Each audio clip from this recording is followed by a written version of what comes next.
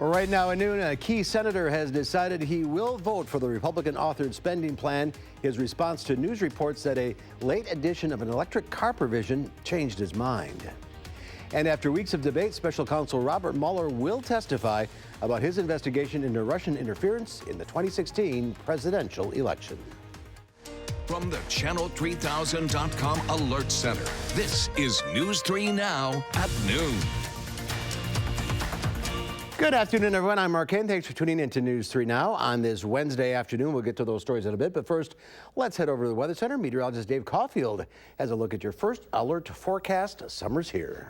Yes, exactly, and we're actually getting even more summer-like as we head into this weekend, but I think that there's a good chance that we could see our first Wednesday in June without any rain. Right now, not looking at any rain in Madison. Plenty of sunshine, some higher-level cirrus clouds on the WISC-TV Skycam, already into the low 80s in Madison at the noon hour, 82 in Janesville, still in the 70s in Juneau, 80 in Lone Rock, and 83, the warm spot in Boscobel. Humidity is not too bad today, especially compared to the last couple of days, only in the mid-50s, which is still fairly comfortable for most of us. However, that humidity will be going up in a big way as we head into this weekend. So your day planner showing mostly sunny skies for later this afternoon with highs in the mid-80s. Showers and thunderstorms could be developing overnight, and we do have decent chances for showers and storms as we head into our Thursday. We'll time all that out, plus talk about alert days on the way for Saturday through Monday in your first alert forecast in just a few minutes. So softball players can play tonight. I know. I'm so excited.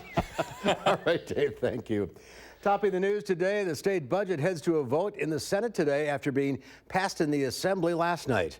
A late addition to the budget would allow electric car manufacturer Tesla to open dealerships in Wisconsin. It was meant to win over the vote of Republican State Senator Chris Kapenga, who sells Tesla parts and salvaged electric vehicles. He said yesterday he was not sure if he'd vote for the spending plan, and if Republicans lost his vote, they'd fall short of passage. Today, Senator Kapenga responded to a news story first published in the Journal Sentinel, saying it brought his character, that is, into question. And I think it's clear the intention in feeding this to the press was an attempt to discredit both myself and Tesla, which is a great company. And in the process of doing so, they wanted to kill the Tesla provision in the budget. That was the intention.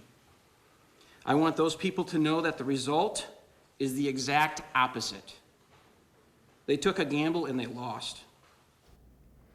We'll have updates on the Senate vote on Channel 3000 and News 3 Now. Governor Tony Evers still isn't saying whether he'll sign the plan or veto it.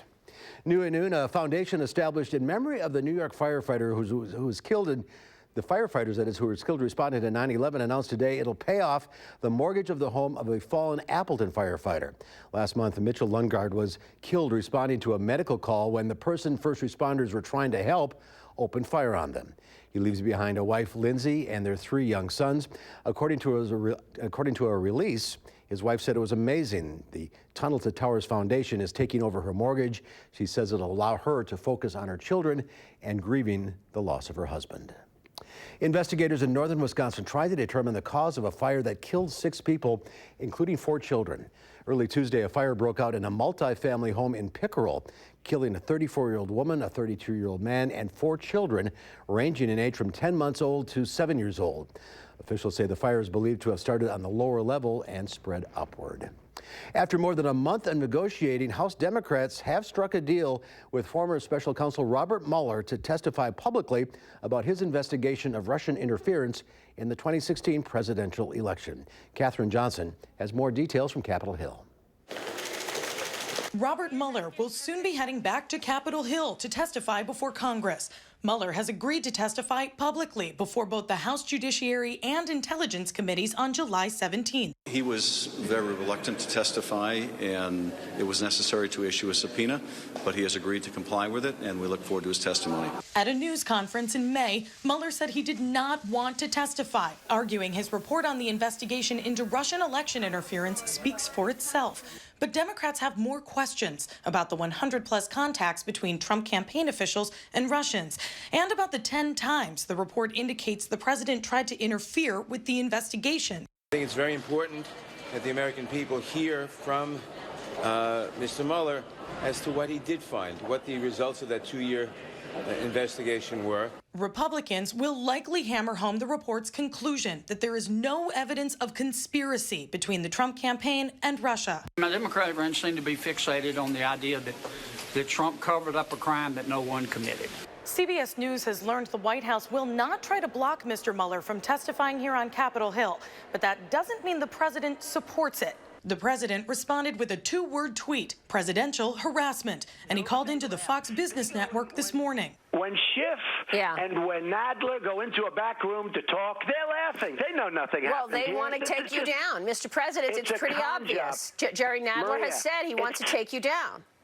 Maria, it's a con job. Attorney General William Barr concluded the president did not obstruct justice. Katherine Johnson, CBS News, Capitol Hill. And the president's attorney says that he also wants Republicans to question Mr. Mueller about the conduct of the investigation, especially that of former members of the team, Peter Strzok and Lisa Page, whose text messages show that they did not want Mr. Trump to win the election. The House Oversight Committee has voted to subpoena testimony from White House Counselor Kellyanne Conway. This comes after a federal agency recommended that she should be fired for repeatedly violating a law that limits the political activities of federal employees. Chairman Elijah Cummings has warned that his panel would vote to hold Conway in contempt if she ignores the subpoena. The largest debate ever of Democratic presidential hopefuls takes place in Miami tonight. 10 candidates will take the stage tonight, all looking to separate themselves from the more than 24 candidates battling for the Democratic nomination. Tonight's participants include Senators Elizabeth Warren, Cory Booker, and Amy Klobuchar, as well as New York City Mayor Bill de Blasio, former Texas Congressman Beto O'Rourke, and former HUD Secretary Julian Castro. The opportunity for a candidate to break through is pretty slim. You're not going to get a lot of time. Candidates have just 60 seconds to answer questions and 30 seconds for follow-ups. There's another debate tomorrow night. Former Vice President Joe Biden, along with Senators Bernie Sanders and Kamala Harris, are among the more prominent candidates taking the stage tomorrow night. Beth Chapman, who starred with her husband in a popular reality series, Dog the Bounty Hunter, has died. A spokesperson for the family says it happened early this morning in a Honolulu hospital. Chapman was recently placed in a medically induced coma as she battled cancer. She and her husband, Dwayne, raised 12 children together and had a family-owned bounty hunting business. Beth was 51. Well, tonight is the first Wisconsin Chamber Orchestra's Concerts on the Square performance of the season. That's tonight at 7 o'clock on the King Street side of the Capitol Square. And there's also an opportunity for families to get out on the lake for free. Madison School and Community Recreation is partnering with the Department of Natural Resources to host Family Night at the Lake. You can take the kids on a pontoon boat ride. There'll also be fishing lessons. That's from 5 to 7:30 tonight at the MSCR Tenney Pontoon Boat Pier on Sherman Avenue. There are 2 more family nights coming up in July and August. And there's more to come on News 3 Now at noon. I'm next. We'll see what Howard's working on in the Mr. Food Test Kitchen. As our week-long salute to the Wild Wild West continues, we have a main dish that is smoking good. You better get the recipe quick before it's time to get out and Dodge.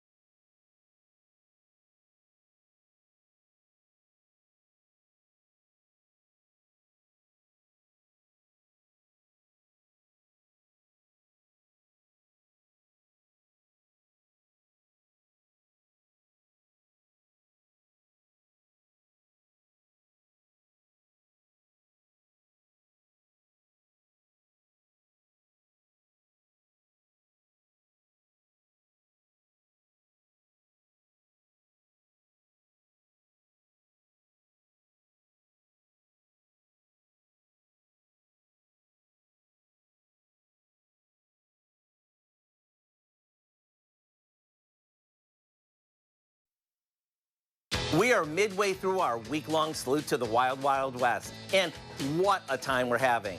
Today, we're taking a tasty trip to Dodge City, Kansas, to a place that dates back to the 1870s. It's called Long Branch Saloon.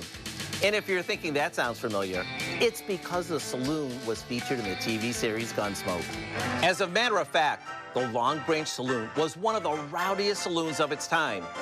Well, now it's been reconstructed and is much tamer. It's become part of the Boot Hill Museum, whose goal is to preserve the heritage of the town.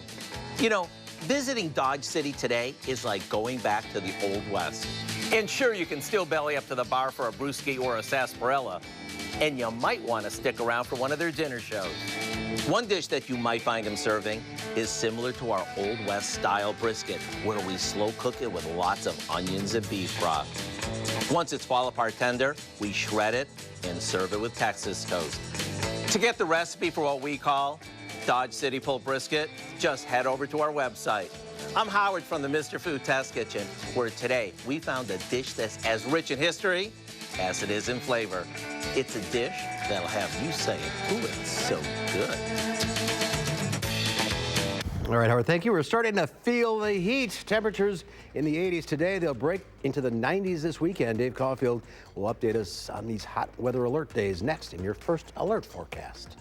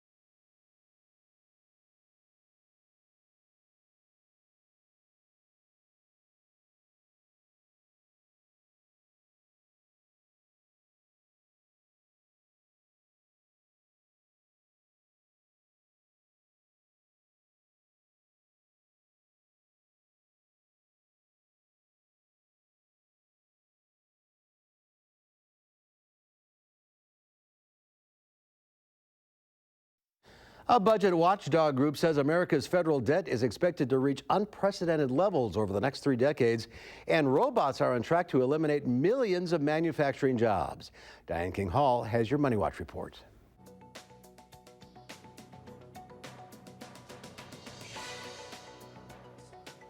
Stocks moved higher in early trade on optimism over progress in U.S.-China trade talks.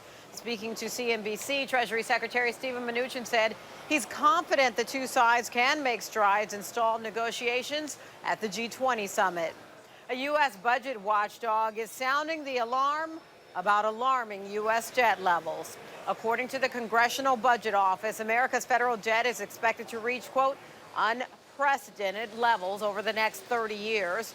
The CBO warns that at the current rate, rising deficits would send the government's total debt burden to 144% of GDP by 2049. Deficits have climbed since 2017 following tax cuts, which cap federal revenue collection.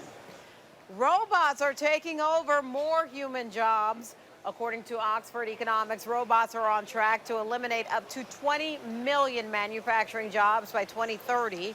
At the current rate, every newly installed robot displaces 1.6 human workers. The trend toward automation leaves workers in rural areas the most vulnerable. And the new edition of Monopoly ditches cash in favor of a digital banker. Players can simply press a top hat to access a digital Mr. Monopoly to purchase property or pay rent. The game will be available for purchase starting July 1st and may also be pre-ordered from Target and Walmart. And that's your CBS Money Watch report. For more, head to cbsmoneywatch.com. At the New York Stock Exchange, I'm Diane King Hall. Diane, thank you. Let's check Wall Street at the noon hour. The Dow Industrials up 70 points, the NASDAQ up 44, and the S&P 500 up about 4.5.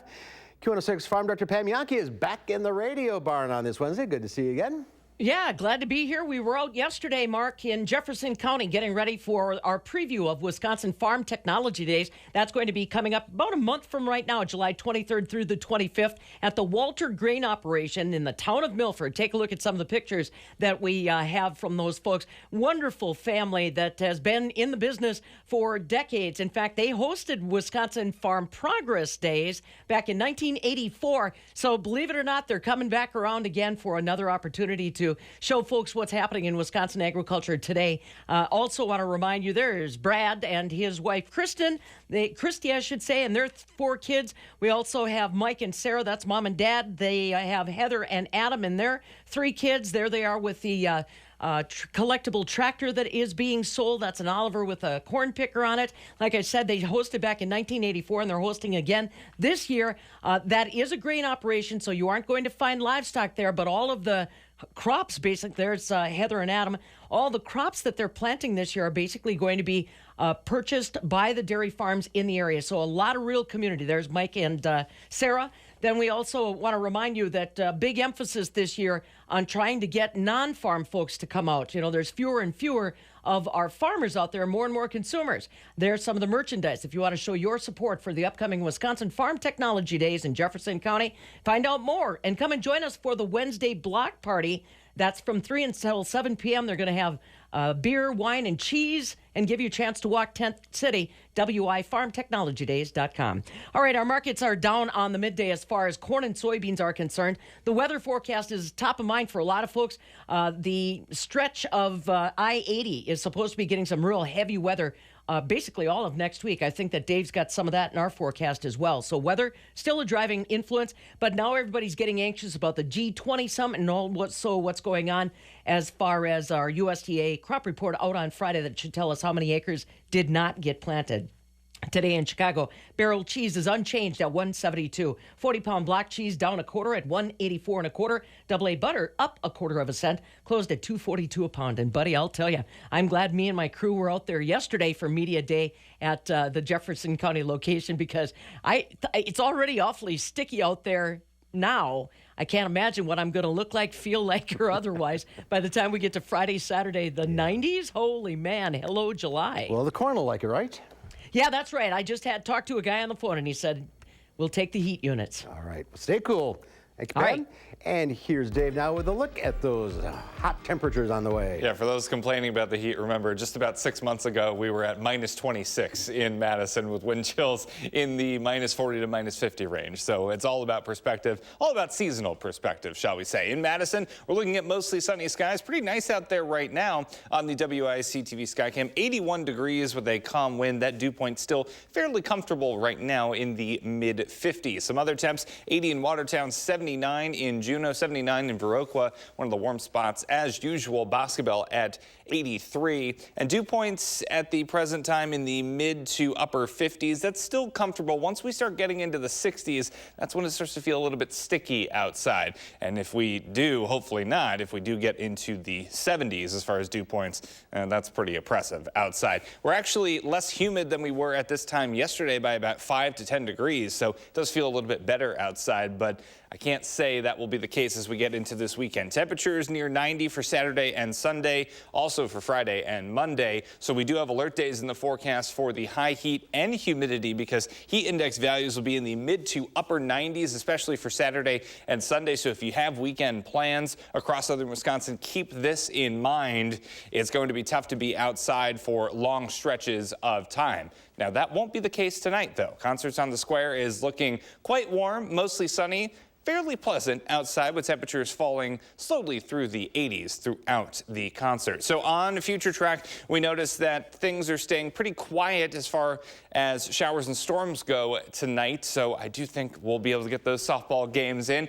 Now for tomorrow, that may be a little bit of a different story with scattered showers and thunderstorms possible throughout the afternoon and evening hours. And as we get into Friday, we're in the 70s there, and we could see maybe a slight chance of a shower and storm as we get into Friday. Quick look at that 7 to 10-day forecast. You can see the alert days for Saturday, Sunday, and Monday for temperatures near 90 and heat index values in the mid to upper 90s. Some of us could feel like the triple digits, not out of the question, depending on where those highest humidities set up, and then some showers and thunderstorms as we get closer to the 4th of July. All right, stay cool. We'll be right back.